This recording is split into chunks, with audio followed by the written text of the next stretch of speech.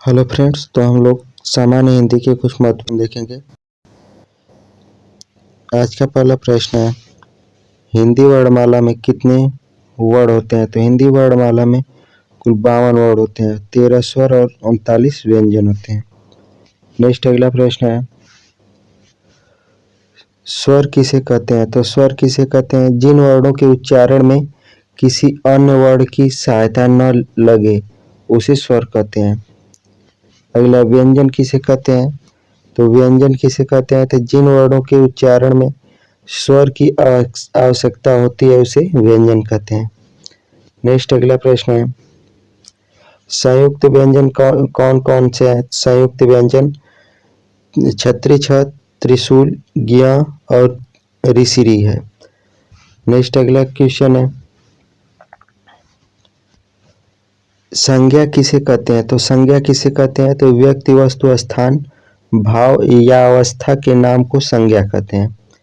Next अगला प्रश्न है, संज्ञा के कितने भेद होते हैं? तो संज्ञा के 5 भेद होते हैं, व्यक्तिवाचक, जातिवाचक, भाववाचक, द्रव्यवाचक और समूहवाचक।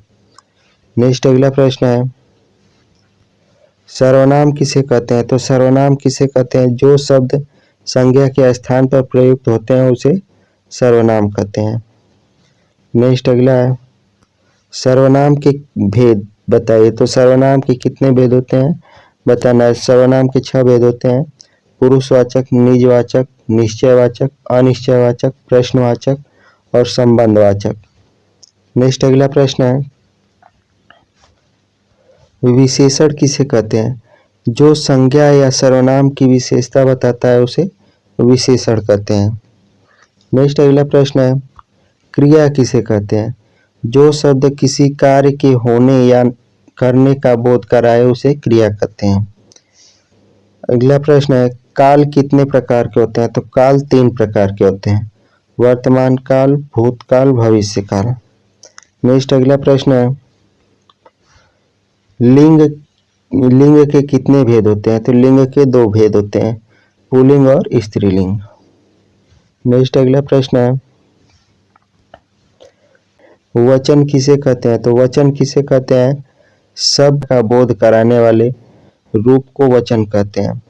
नेक्स्ट अगला है, वचन के कितने भेद होते हैं? तो वचन के 2 भेद होते हैं, एक वचन, बहुवचन। नेक्स्ट अगला प्रश्न है, कारक किसे कहते हैं? तो कारक किसे कहते हैं? संज्ञा या सर्वनाम का क्रिया से संबंध कराना कारक कहलाता है। नेक्स्ट अगला है, कारक के कितने भेद होते हैं? तो कारक के 8 भेद होते हैं, कर्ता, कर्म, करण, संप्रदान, अपादान, संबंध, अधिकरण और संबोधन। नेक्स्ट अगला प्रश्न है, संधि किसे कहते हैं? तो संधि किसे कहते हैं? 2 वर्णों के मेल से होने वाले परिवर्तन को संधि कहते हैं। 2 वर्णों के मेल से होने वाले परिवर्तन को संधि कहते हैं। नेक्स्ट अगला है, संधि के भेद। तो संधि के भेद 3 होते हैं, स्वर संधि, व्यंजन संधि, विसर्ग संधि। नेक्स्ट अगला प्रश्न है, समास किसे कहते हैं? तो समास किसे कहते हैं? 2 या 2 से अधिक शब्दों के संक्षिप्त रूप को समास कहते हैं। नेक्स्ट अगला है, समास के भेद। तो समास के भेद हैं, अव्ययीभाव समास, तत्पुरुष समास, द्वंद्व समास, बहुव्रीहि समास और द्विगु समास। एक और है कर्मधारय समास। तो हमारे कितने समास हो गए? 6 समास। नेक्स्ट अगला प्रश्न है,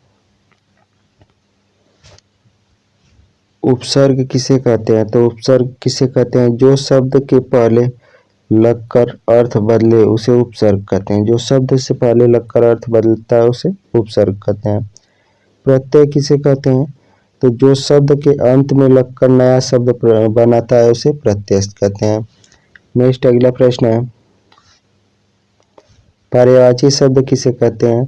तो समान अर्थ वाले शब्द को पर्यायवाची शब्द कहते हैं। नेक्स्ट है, विलोम शब्द किसे कहते हैं? तो विपरीत अर्थ बताने वाले शब्द को विपरीत अर्थ बताने वाले शब्द को विलोम शब्द कहते हैं। नेक्स्ट अगला प्रश्न है मुहावरा। मुहावरा किसे कहते हैं? तो ऐसे वाक्यांश जिसका अर्थ सामान्य अर्थ से अलग होते हैं, उसे मुहावरा कहते हैं। तो आज के लिए बस इतना ही। तब तक के लिए धन्यवाद। यदि वीडियो अच्छी लगे तो चैनल को लाइक शेयर सब्सक्राइब कर दें।